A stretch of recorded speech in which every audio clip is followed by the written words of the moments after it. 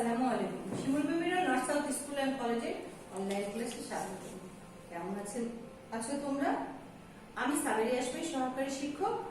আজ তোমাদের নবম শ্রেণীর ব্যবসায়িক ক্লাস নিব। তার আগে আমি তোমাদেরকে বলতে চাচ্ছি যে এই যে শীত পড়ছে, হালকা হালকা সকালবেলা ঠান্ডাও লাগছে, এই সময় কিন্তু খুব সাবধানে থাকবে। করোনাকালীন যে সময়টা যাচ্ছে এটা কিন্তু পার হয়ে যায়। তো করোনার যে স্বাস্থ্যবিধিগুলো আছে সেগুলো মেনে চলবে, বারবার সাবান দিয়ে হাত ধুবে, পুষ্টিকর খাবার খাবে, বাইরে গেলে মাস্ক ইউজ করবে। ওকে,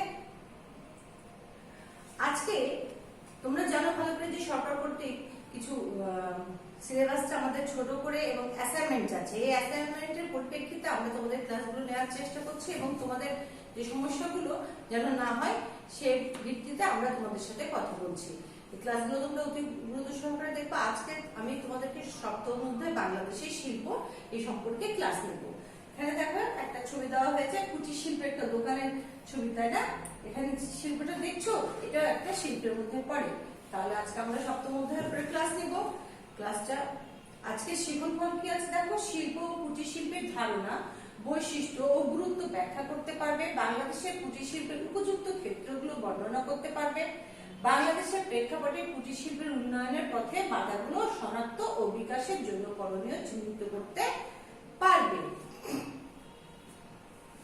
এখন আসি আলোচ্য বিষয়। আলোচ্য বিষয়টা কি দেখো, আলোচ্য বিষয় হচ্ছে শিল্প ও শিল্পের প্রকারভেদ, উৎপাদনমুখী শিল্প, সেবা শিল্প, কুটির শিল্প, বাংলাদেশের কুটির শিল্পের উপযুক্ত ক্ষেত্র। এখানে একটা ছবি দিয়েছি দেখো। আজকাল কিন্তু এই যে ফুল চাষ, ফুল বিক্রি, এগুলো কিন্তু শিল্পের মধ্যে পড়ে।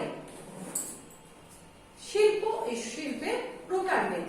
আমরা এখানে দুইটা ছবি দিয়েছি, কেন দিয়েছি এটা একটু আমি তোমাদের ব্যাখ্যা করি। এখানে কি আছে দেখো, জাহাজ নির্মাণ করছে, মানে বাংলাদেশে যে এখন জাহাজ নির্মাণ হচ্ছে তোমরা জানো, সেই জাহাজ নির্মাণের একটা ছবি দেওয়া হয়েছে। এটাকে আমরা উৎপাদনমুখী শিল্পে ধরবো।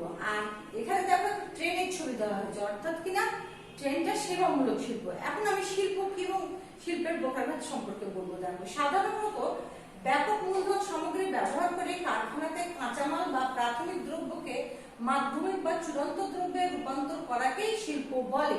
অর্থাৎ উৎপাদিত যে ম্যাটেরিয়াল, র ম্যাটেরিয়ালকে একটু মূলধন কিন্তু বেশি লাগে এবং এই কাঁচামালকে তোমার প্রাথমিক দ্রব্যকে মাধ্যমিক বা চূড়ান্ত দ্রব্যে পরিণত করার জন্য কারখানাতে ব্যবহার করে, যন্ত্রপাতি ব্যবহার করে যে উৎপাদিত পণ্য, সেটাকেই আমরা শিল্প বলি। জাতীয় শিল্পনীতি 2010 অনুযায়ী বাংলাদেশের শিল্পকে ব্যাপক অর্থে দুই ভাগে ভাগ করা হয়। একটা হচ্ছে উৎপাদনমুখী শিল্প আর একটা হচ্ছে সেবামূলক শিল্প। সেবামূলক শিল্প আর উৎপাদনমুখী শিল্প, এটা তাহলে 2010 সাল অনুযায়ী বাংলাদেশের শিল্পকে কয় ভাগে ভাগ করা যায়? দুই ভাগে। ওই যে তোমাদেরকে ছবিটা দেখলাম যে এটা উৎপাদনমুখী শিল্প, এটা হচ্ছে সেবামূলক শিল্প। এবার আসি উৎপাদনমুখী শিল্পটা কি। এখানে ছবিগুলো একটু তোমরা খেয়াল করো। ছবিগুলোতে দেখা যাচ্ছে যে সিমেন্ট কারখানা উৎপাদন হচ্ছে, এখানে চিনি, আখ থেকে চিনি উৎপাদন হচ্ছে, এখানে পাট যা দ্রব্য উৎপাদন হবে, যেটা গাছ থেকে পাট নিয়ে এসে, এগুলো সব উৎপাদনমুখী শিল্পের মধ্যে পড়ে।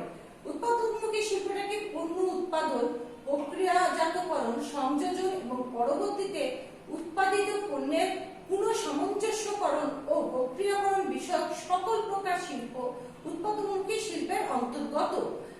বস্ত্র শিল্প, চিনি শিল্প, পাট ও পাটজাত শিল্প, জাহাজ শিল্প ইত্যাদি এই শিল্পের উদাহরণ। তোমরা কি বুঝতে পারছো ছবিগুলো? তাহলে আমরা কোন শিল্পের উদাহরণ হিসেবে ধরবো? এগুলো হচ্ছে উৎপাদনমুখী শিল্পের উদাহরণ হিসেবে ধরবো। এবার আসি সেবামূলক শিল্প। দেখো এখানে ছবি দেওয়া হয়েছে একটা পর্যটন জায়গা, যে সাজেকের ছবি দেওয়া হয়েছে। পর্যটনও কিন্তু সেবামূলক শিল্প।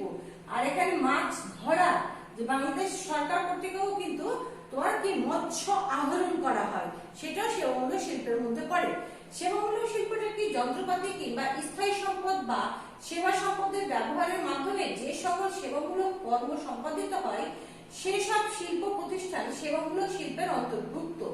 মৎস্য আহরণ, নির্মাণ শিল্প ও হাউজিং, অটোমোবাইল সার্ভিসিং, ফুল চাষ ও ফুল বাজারজাতকরণ, হাসপাতাল ও ক্লিনিক ইত্যাদি এই শিল্পের আওতায় পড়ে বা এই শিল্পের উদাহরণ। বোঝা গেছে? এবার আসি কুটির শিল্প। কুটির শিল্পটা কি? কুটির শিল্পটা হচ্ছে, কুটির শিল্পে বলতে পরিবারের সদস্যদের প্রাধান্য বিশিষ্ট যেসব শিল্প প্রতিষ্ঠানকে বোঝায়, যে সব প্রতিষ্ঠানের জমি ও কারখানার ভবন ব্যতি রেখে স্থায়ী সম্পদের মূল্য প্রতিস্থাপন ব্যয় সহ 5 লক্ষ টাকার নিচে এবং পারিবারিক সদস্য সমন্বয়ে সর্বোচ্চ 10 জনের অধিক নয়। অর্থাৎ কিনা কারখানা যে ভবনটা হবে সেই ভবন ব্যতি রেখে এবং স্থায়ী সম্পদের মূল্য প্রতিস্থাপন ব্যতি রেখে কি সর্বোচ্চ 5 লাখ, 5 লাখের উপর মূলধন হওয়া যাবে না।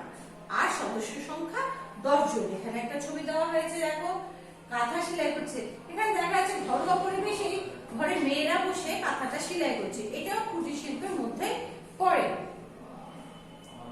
কুটির শিল্পের উপযুক্ত ক্ষেত্র, এই কুটির শিল্পের উপযুক্ত ক্ষেত্র কোনগুলো আমি তোমাদেরকে একটু দেখাচ্ছি। এখানে তাঁত শিল্প, এখানে কি বেত ও বাঁশ ও বেতের ঝুড়ির শিল্প, কারণ এগুলো কুটির শিল্পের উপযুক্ত ক্ষেত্র। কুটির শিল্প বলতে পরিবারের সদস্যদের প্রাধান্য বিশিষ্ট সেসব শিল্প প্রতিষ্ঠানকে বোঝায় যেসব প্রতিষ্ঠানের জমি ও কারখানা ভবন ব্যতি রেখে স্থায়ী সম্পদের মূল্য কত বললাম, 5 লক্ষ টাকা। কিন্তু এখানে কথা হচ্ছে উপযুক্ত ক্ষেত্র কোনগুলো। এর উপযুক্ত ক্ষেত্র হলো বেত ও বাঁশজাত পণ্য, ঠিক আছে। তারপরে তাঁত শিল্প, খাদ্য সামগ্রী উৎপাদন সহায়ক শিল্প, ঝিনুক শিল্প, মৃৎ শিল্প, এগুলো আমরা কুটির শিল্পের উপযুক্ত ক্ষেত্রের মধ্যে পড়ে। কুটির শিল্প ও মাঝারি শিল্প বিকাশে করণীয় কি কি? কুটির শিল্প ও মাঝারি শিল্প বিকাশে করণীয় হচ্ছে 1. কাঁচামালের সহজলভ্যতা নিশ্চিতকরণ, 2. বাজারের নৈকট্য, 3. শ্রমিকের পর্যাপ্ত যোগান, 4. পরিবহনের সুযোগ সুবিধা। অর্থাৎ কিনা তুমি যে এই শিল্পগুলো করবা সেখানে যেন সহজে কাঁচামালটা পাওয়া যায় এবং বাজারের নিকটে হয়। বাজারের নিকটে যদি না হয় তাহলে এই শিল্পটা পরিচালনা করা কঠিন হয়ে যায়।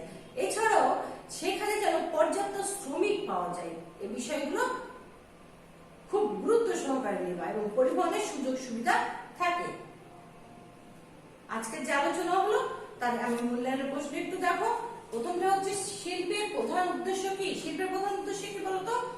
অর্থনৈতিক উন্নয়ন বৃদ্ধি করাই শিল্পের প্রধান উদ্দেশ্য। তাহলে শিল্পের প্রধান উদ্দেশ্য কি? অর্থনৈতিক উন্নয়ন বৃদ্ধি করা।